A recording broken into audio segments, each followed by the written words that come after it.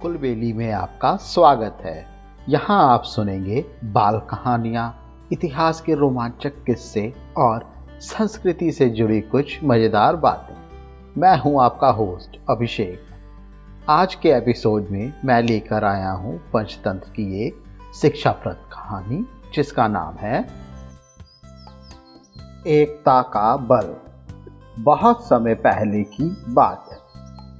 कबूतरों का एक झुंड खाने की तलाश में आसमान में उड़ता हुआ जा रहा था। कुछ दूर जाने के बाद गलती से भटक कर ये झुंड ऐसे प्रदेश के ऊपर से गुजरा जहां भयंकर अकाल पड़ा था। कबूतरों का सरदार चिंतित हो गया। कबूतरों के शरीर की शक्ति समाप्त होती जा रही थी। जल्द ही कुछ दाना मिलना जरूरी था। झुंड का युवा कबूतर सबसे नीचे उड़ रहा था। भोजन नजर आने पर उसे ही बाकी दल को सूचित करना था। बहुत देर उड़ान भरने के बाद वो लोग सूखाग्रस्त क्षेत्र से बाहर निकल आए। वहां उन्हें नीचे हरियाली नजर आने लगी। ये देखकर उन्हें लगा कि अब भोजन मिल जाएगा। दल का युवा कबूतर और नीचे उड़ान भरने लगा। तभी उसे नीचे खेत में बहुत सारा अन्न बिखरा नजर आया। वह बोला, चाचा, नीचे एक खेत में बहुत सारा धन बिखरा हुआ है। हम सबका पेट भर जाएगा। सरदार ने सूचना पाते ही कबूतरों को नीचे उतरकर खेत में बिखरा दाना चुनने का आदेश दिया। सारा दल नीचे उतरा और दाना चुनने लगा। दरअसल वह दाना एक बहेलिया ने बिखेर रखा था ताकि वो पंछियों का शिकार कर सके। नीचे दाना डालने के साथ ही उसने ऊपर पेड़ पर जाल डाला हुआ था। जैसे ही कबूतरों का झुंड दाना चुगने लगा, जाल उन पर आ गिरा। सारे कबूतर फंस गए।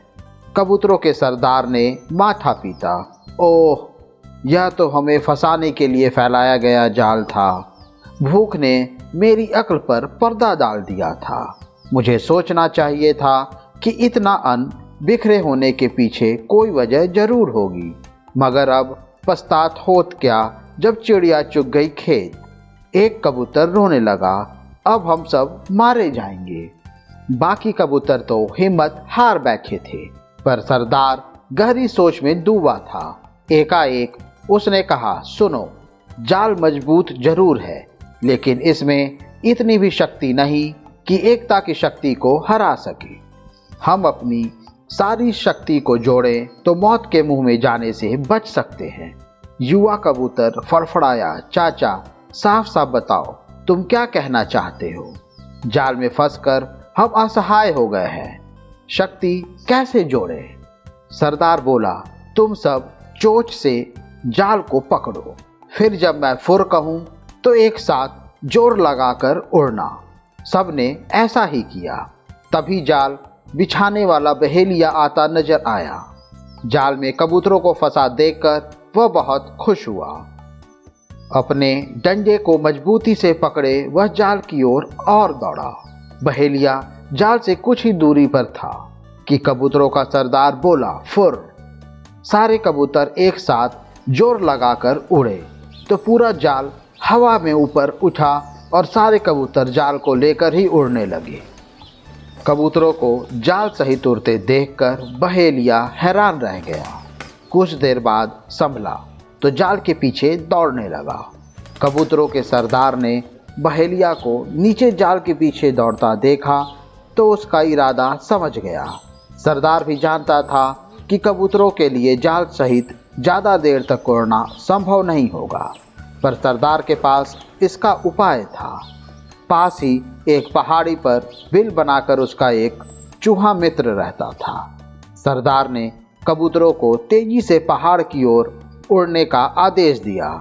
पहाड़ी पर पहुंचते ही सरदार का संकेत पाकर जाल समेत कबूतर चूहे के बिल के निकट उतर आए। सरदार ने मित्र चूहे को आवाज दी। सरदार ने संक्षेप में चूहे को सारी घटना बताई और जाल काटकर उन्हें आज़ाद करने के लिए कहा।